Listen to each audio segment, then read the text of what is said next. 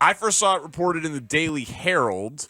The Chicago Bears took a meeting with the city of Naperville, and they are exploring a move to Naperville instead of Arlington Heights. Now, hold on, Danny, because I just read this week that they were starting demolition on the racetrack, and didn't the Bears spend a bunch of money on that property out there in Arlington Heights? So they did, about $200 million, and Bears spokesman Scott Hagel said the Arlington Heights Stadium is, quote, at risk, citing the city's property tax assessment and a recent settlement with Churchill Downs, which they believe, quote, fails to reflect the property is not operational and not commercially viable in its current state. Ooh. We will continue the ongoing demolition activity and work toward a path forward with Arlington Heights, but it is no longer our singular focus, Hagel said in a statement.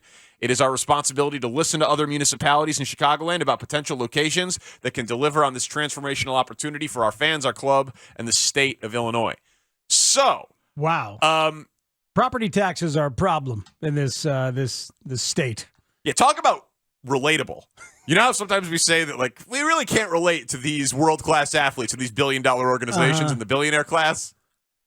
Who among us hasn't bitched about our property tax assessment? If you're lucky enough to own, yeah, that's what you bitch about. Yeah, you don't bitch about the rent anymore. Yeah, you shift to property tax bitching. Exactly. So they spent $197 million on Arlington Heights, on Arlington Racetrack in Arlington Heights, and now they're taking meetings with Naperville. But apparently there's no plot of land in Naperville big enough for the proposals for the stadium, but that they might be able to demolition some stuff and raise some land and, create one. So, they're trying to be interested.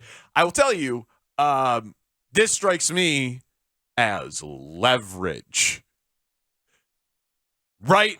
They closed on the deal for the $200 million, but it's a $5 billion stadium project. $200 million pales in comparison to that. They could resell it even for a loss if the overall property taxes for the next several decades are going to be a massive problem. Yeah, of course. Yeah, no question. I'm not saying that they aren't possibly open to other things, but if you make a $200 million real estate transaction, it's probably one that you want to do something with.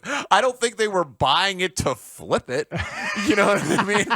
I don't think this was a sign and flip at the deadline for Arlington Park. That doesn't strike me as what they were trying to do. They said it was their sole focus, and now they're saying it's not their singular focus. We won't know. They took a meeting with a mayor of Naperville. Yeah, we won't know until this story shows up on one of those house-flipping reality TV shows. Yeah. We're just not going to know. But, to continue the relatable thought, do you know anybody who's ever bought a tract of land or an old house with plans to build a dream house and then had to scrap it once they realized that a property tax assessment had changed things? Like, I know it's on a much grander scale, but this kind of thing does happen. I mean, look, it probably is leverage, and I'm sure the mayor of Naperville is thrilled that we're talking about Naperville as a viable player, and that he had a meeting with the Bears, and the Bears are giving him legitimacy today. Scott Worley's got to love it. Yeah. Apparently he was just elected like a month ago, and so this is getting his name out there, getting the city's name out there, getting a meeting with, a charter franchise in the NFL. But the idea is just kind of funny to me. We bought something for $200 million. Yeah. It's a 320-acre piece of land.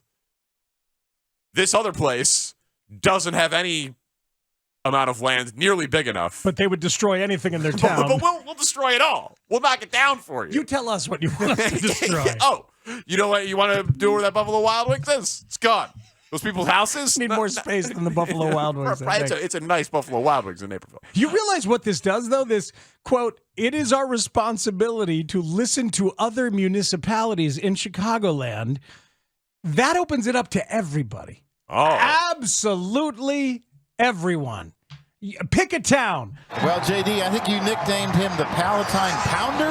Yeah, why not? Seriously, if you're Palatine, you got to get on it. Hey, look, we already have one pounder. playing professional sports. The Pounder and the Bears. You know that fits better for a football player. Am I right? You guys could all be Palatine Pounders if you come move out here.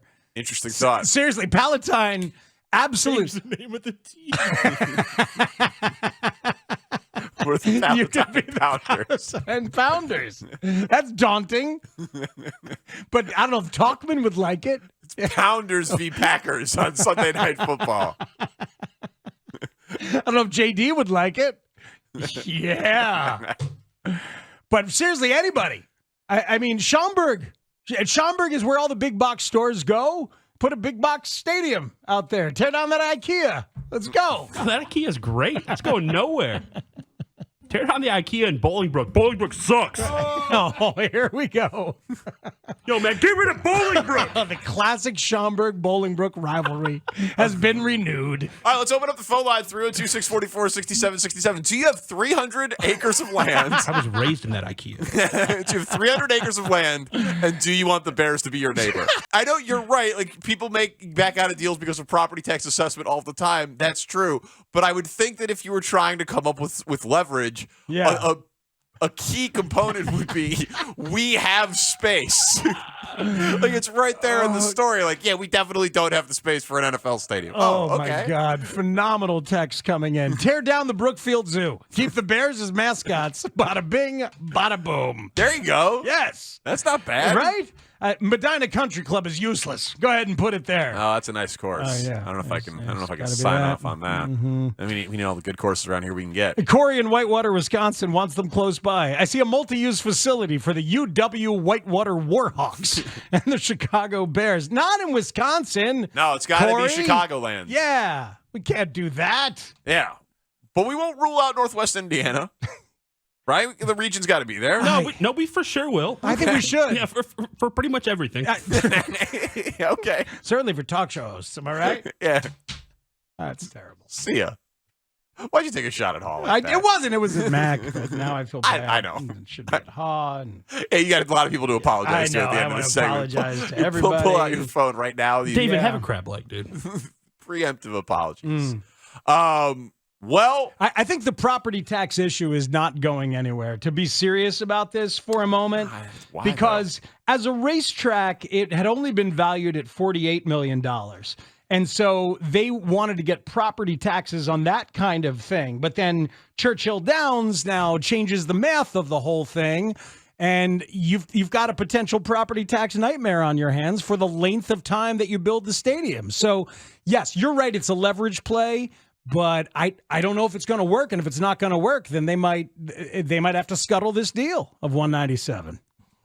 What if they end up staying at Soldier Field with Lori and Bill Curtis's remodeled plan, and Lori gets to say, "I told you"?